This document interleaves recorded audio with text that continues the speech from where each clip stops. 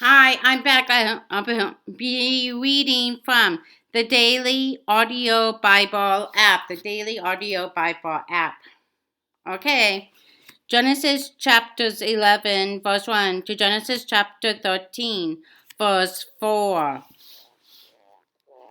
Genesis chapter 11.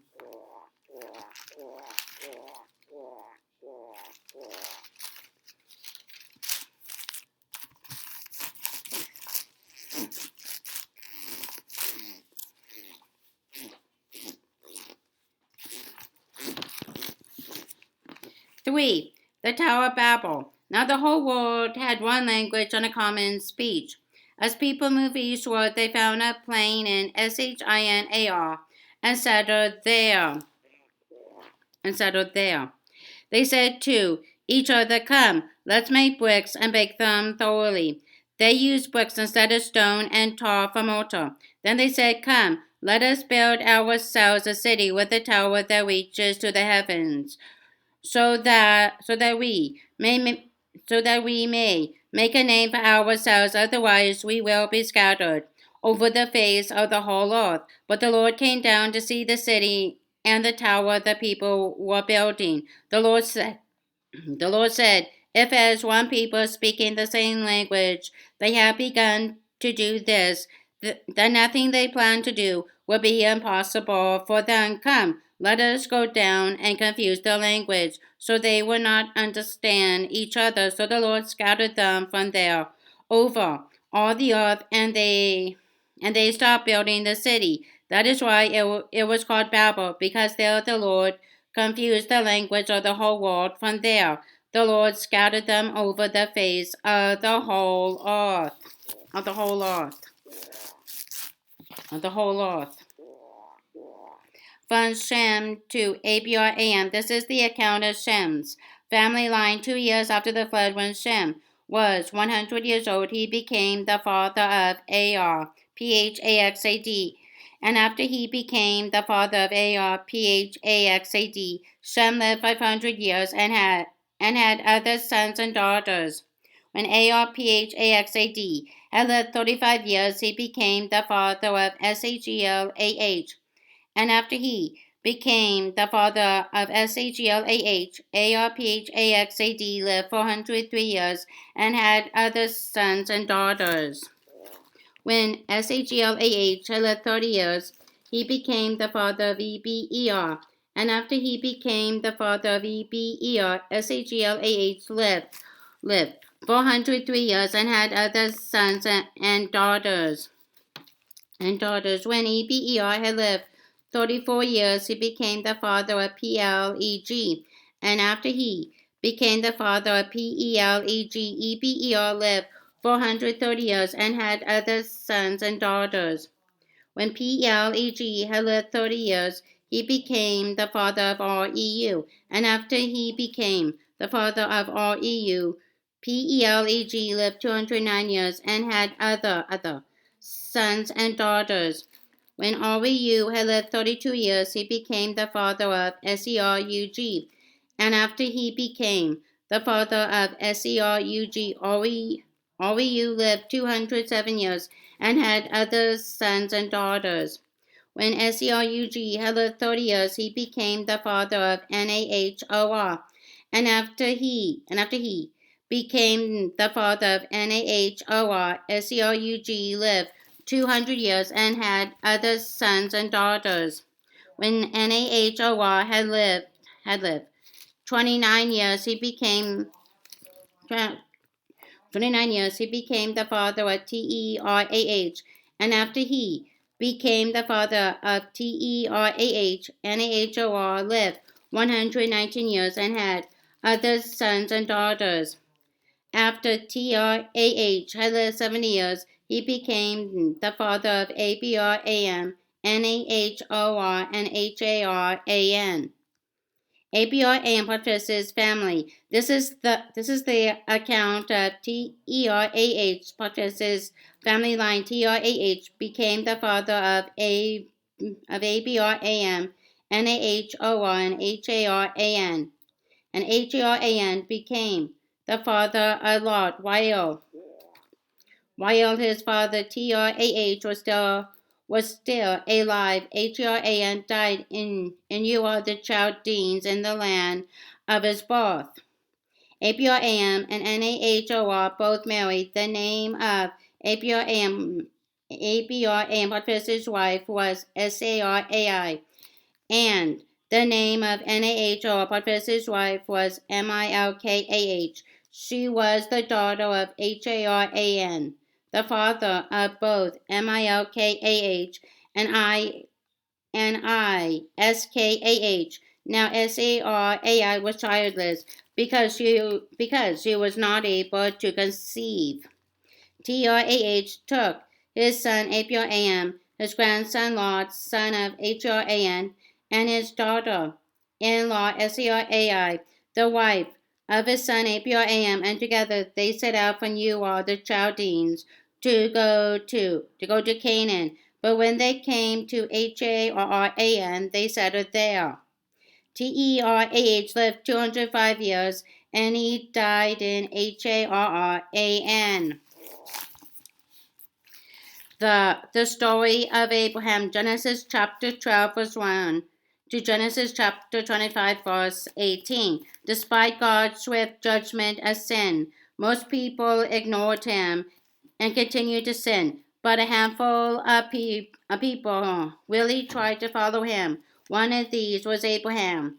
God appeared to Abraham one day and promised to make his descendants into a great nation. Abraham's part of the agreement was to obey God through sharp testing and an incident that almost destroyed his family. Abraham remained faithful to God throughout this section. We discover how to live a life of faith. God promises a nation to Abraham, the call of Abraham. The Lord has said to Abraham, "Go from your country, your people, and your father's household to the land I will show you. I will make you into a great nation, and I will bless you. I will make your name great, and you will be a blessing. I will bless those who bless you, and whoever curses you, I will curse. And all people on earth will be blessed through you." So Abraham went as the Lord had told him, and Lot went with him.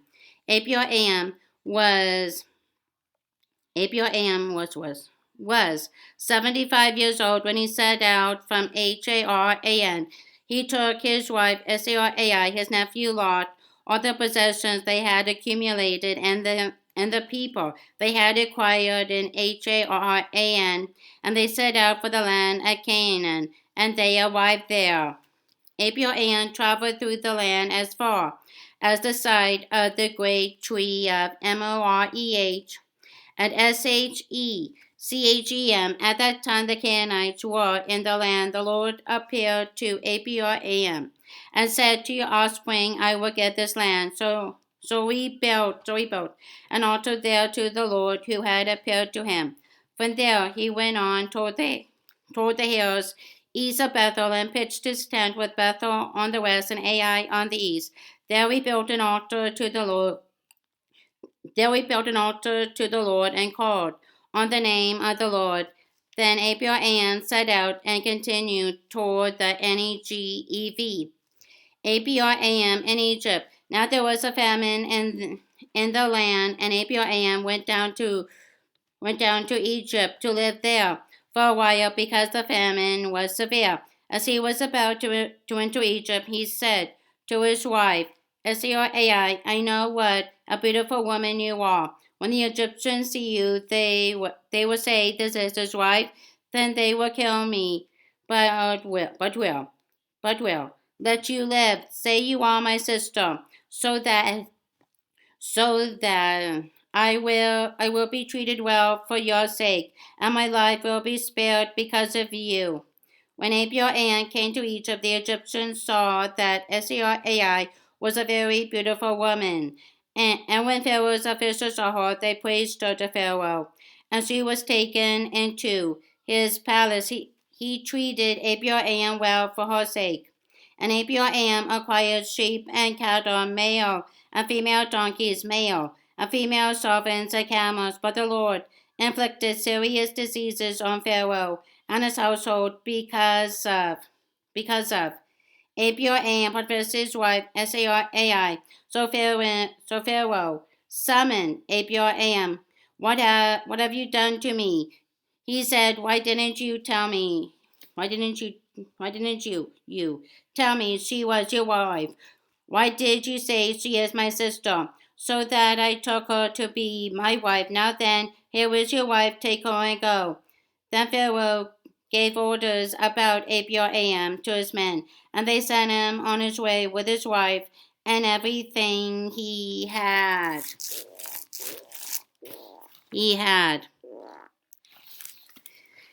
Abiram and Lot. Abiram and Lot separate. Genesis chapter 13. So Abiram went up from Egypt to the Negev with his wife and everything he had, and Lot went with him. Abiram had become very wealthy in livestock and in silver and gold. From the Negev he went from place to place until he came to Bethel, to the place between Bethel and Ai, where his tent had been earlier, and where he had first built an altar. There Abiram called on the name of the Lord. Matthew chapter 5, verses 1 to 26. Matthew chapter 5.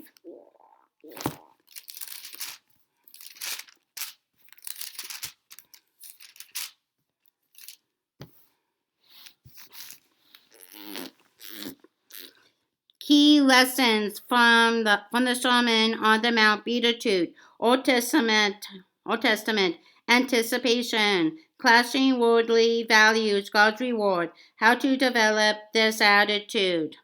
Poor in spirit, chapter 5, verse 3, Isaiah chapter 57, verse 15, pride and personal independence. Kingdom of Heaven, James chapter 4, verses 7 to 10, mourning. Isaiah chapter 61, verses 1 and 2, happiness at any cost. Comfort, 2 Corinthians chapter 1, verse 4, Psalm 51, and James chapter 4, verses 7 to 10. Meekness, chapter 5, verse 5, Psalm chapter 37, verses 5 to 11, power, inherit the earth. Matthew chapter 11, verses 27 to 30. Righteousness, chapter 5, verse 6, Isaiah chapter 11, verses 4 and 5. Isaiah chapter 11, verses 4 and 5. Isaiah chapter 42, verses 1 to 4. Pursuing personal needs.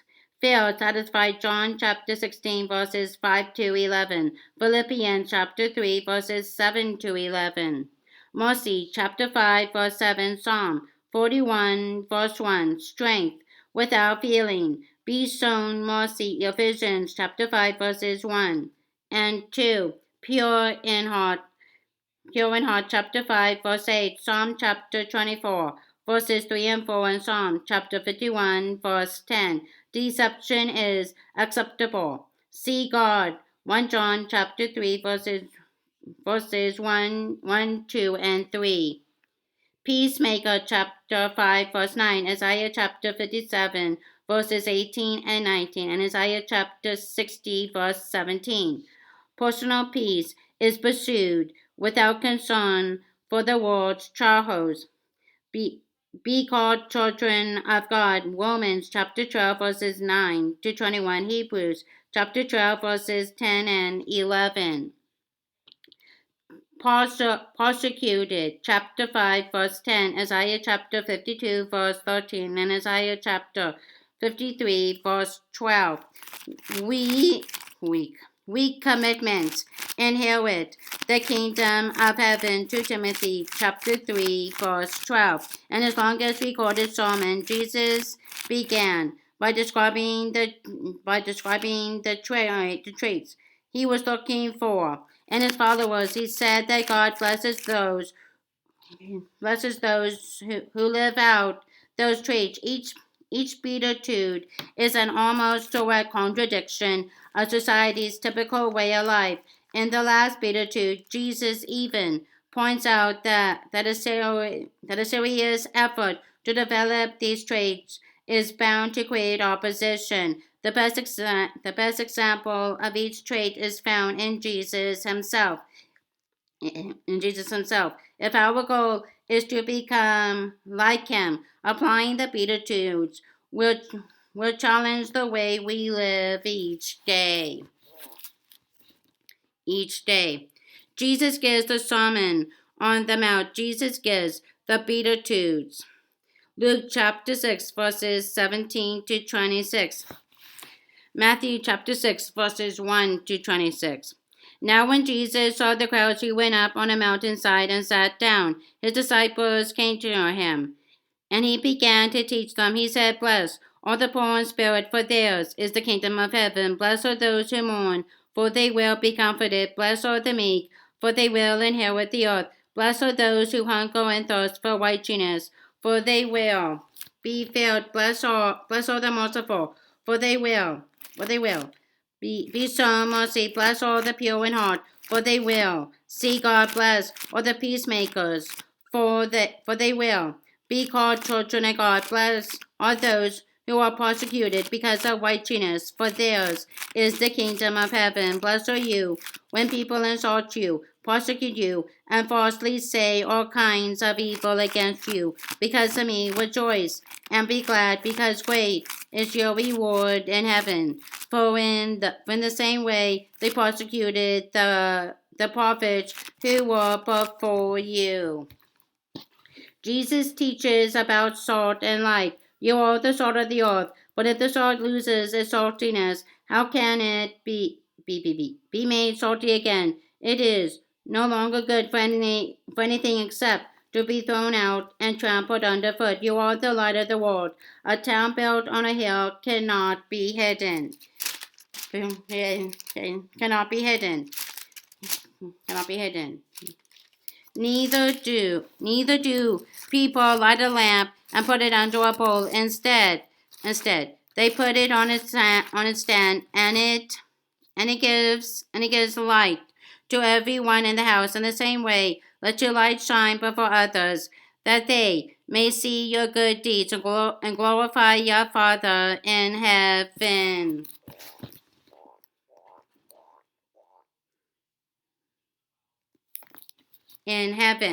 Jesus teaches about the law. Do not think that I have come to abolish the law or the prophets. I have not come to abolish them, but to fulfill them.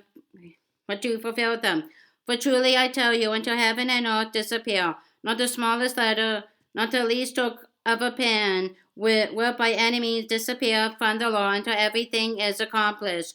Therefore, anyone who sets aside one of the least of these commands and teaches others accordingly will be called least in the kingdom of heaven. But whoever practices and teaches these commands will be called great in the kingdom of heaven. For I tell you that unless your righteousness surpasses that of the Pharisees and the teachers of the law, you will certainly not enter the kingdom of heaven. Jesus teaches about anger. Your father was said to the people long ago, You shall not murder, and anyone who murders will be subject to judgment. But I tell you that anyone who is angry with a brother or sister will be subject to judgment. Again, anyone who says to a brother or sister, RACA, is answerable to the court, and anyone who says you fool will be in danger of the fire of hell. Therefore, if you're offering your gift at the altar and there remember that your brother or sister has something against you, leave your gift there in front of the altar. First go and be reconciled to them, then come and offer your gift. Settle matters quickly with the adversary who is taking you to court. Do it while you are still together on the way, or your adversary may hand you over to the judge, and the judge may hand you over to the officer, and you may be thrown into prison. Truly, I tell you, you will not get out until you have paid the last penny. Psalm chapter 5.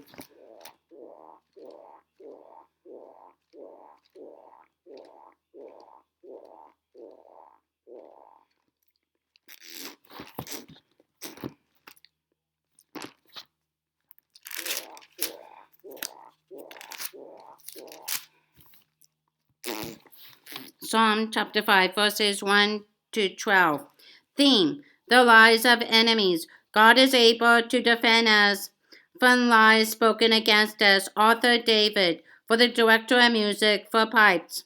A psalm of David. Listen to my words, Lord. Consider my lament. Hear my cry for help, my King and my God. For to you I pray. In the morning, Lord, you hear my voice. In the morning I lay my request before you and wait expectantly. For you are not a God who is pleased with wickedness. With you, evil people are not welcome. The arrogant cannot stand in your presence. You hate all who do wrong. Who do wrong. You destroy you destroy those you destroy those who tell lies. The bloodthirsty and deceitful, Lord, and deceitful. You, Lord, detest. But by your great love, can come into your house, and with reverence I bow down toward your holy temple. Lead me, Lord, in your righteousness, because of my enemies. Make your ways straight before me. Not a word from their mouth can be trusted. Their heart is filled with malice. Their throat is an open grave. With their tongues they tell lies. Declare them guilty, O God. Let their intrudes be their downfall. Banish them for their many sins. For they have rebelled against you. But let all who take refuge in you be glad. Let them ever sing for joy. Spread your protection over them, that those who love your name may rejoice in you. Solely, solely, solely, Lord, you bless the righteous. You surround them with your favor as with a shield. As with a shield. Proverbs chapter 1, verses 24 to 28.